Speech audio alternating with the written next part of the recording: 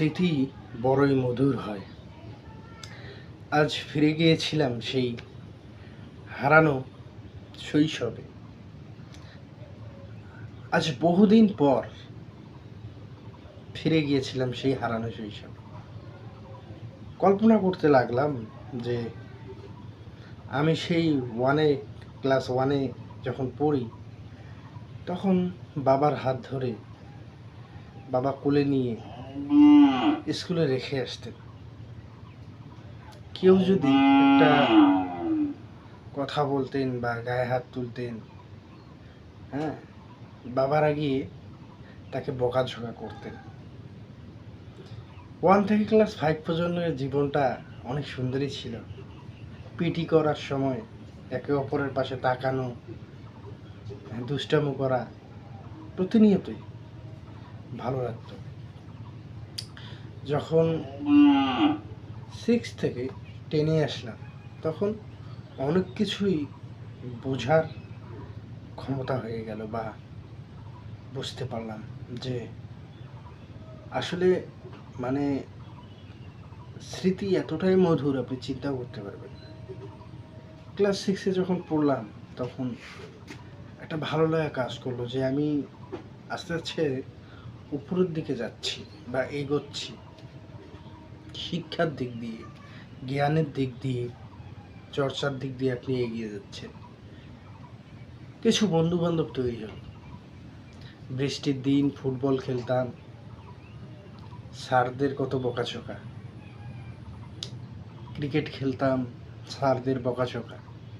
ফ্রেন্ডে ঝগড়া লাগতো, আবার সমাধান হতো, গোসা হতাম, কথা বলতাম না। এই স্মৃতি এখন প্রতিনিয়ত কাঁদায়। যখন আর একটু বড় হতে লাগলাম, ইন্টারে আসলাম, নতুন জীবন, নতুন পদার্পণ, তখন কাউকে দেখলে ভালো লাগাটা কাজ করতো যে না, জীবনে কাউকে দরকার। বড় হলাম, প্রয়োজন মনে করলাম, কথা বললাম, নাম্বার দেওয়া নেওয়া হলো, গল্প শেষ।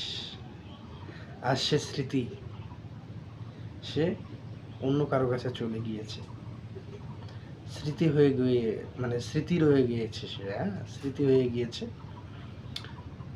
তারপরে যখন অনার্সে উঠলাম, একটু বুঝতে পারি, তখন পরিবারকে এড়িয়ে চলতে শুরু করলাম। আমাদের দায়িত্ব কর্তব্যবোধ ভুলে গেলাম। যে বাবা মা সারা জীবন আমাদের জন্য করে গেলেন, আমরা তাদেরকেই ভুলে যাওয়ার চেষ্টা করছি এখন। বর্তমান সমাজটা আসলেই অন্যরকম হয়ে গিয়েছে।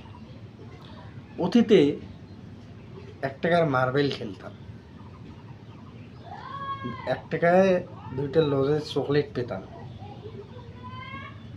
আর এখন সেই দিনগুলো নেই।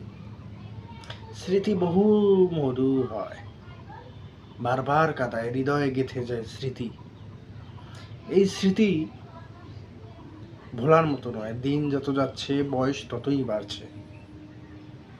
মানুষ আধুনিক হচ্ছে, কিন্তু এই হাতের মুঠোফোনের কারণে মানুষ এতটাই পরিবর্তন হয়ে গিয়েছে যে আপনজনের কাছে এখন আসতে চায় না। আত্মীয় স্বজনরা এখন ফোনেই কথা বলে।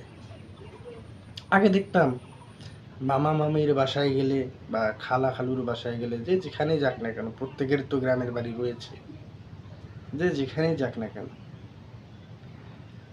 তার আদরের কোনো কমতি ছিল না। বা আমি যে গিয়েছি, তারা আনন্দে উৎফুল্ল হয়ে গিয়েছে, দিশাহারা হয়ে গিয়েছে। আর এখন ফোন দিলেই আসসালামু আলাইকুম, কেমন আছো, শেষ, এই পর্যন্তই হয়ে যায়। তো অতীত, আজ থেকে যারা 1995-এ জন্মগ্রহণ করেছে বা 2000-এ জন্মগ্রহণ করেছে, তারা বুঝতে পারবে যে কী দিন পার করে এসেছে, কী সোনালি শৈশব পার করে এসেছে। আর এখন মানুষ ওটা বুঝতে পারবে না, কারণ সেই দিন আর এখন নেই। মানুষ অনেকটা আধুনিক হয়ে গিয়েছে, অনেকটা ডিজিটাল হয়ে গিয়েছে, পরিবর্তন হয়ে গিয়েছে। হয়তো আমার কথাগুলো শুনতে আপনার বিরক্তিবোধ মনে হচ্ছে। যদি বিরক্তিবোধ মনে হয়, এড়িয়ে যেতে পারেন, আমি আপনাকে আটকায় রাখছি না। কিন্তু এই স্মৃতিগুলো ধরেই মানুষ কিন্তু আঁকড়ে বেঁচে থাকে। মানুষ বেঁচে থাকার বা লড়াই করার, জীবনে যে সে সফল হওয়ার চেষ্টা করে, এই ছোটোবেলার স্মৃতিগুলোকে আঁকড়ে ধরে বেঁচে সে বড় হওয়ার চেষ্টা করে, নিজেকে তৈরি করার চেষ্টা করে। কি ছিলাম, কোথায় যাচ্ছি, ভবিষ্যতে কি হবে, সেই চিন্তাটা তার মাথায় থাকে, সেটা প্রতিনিয়ত।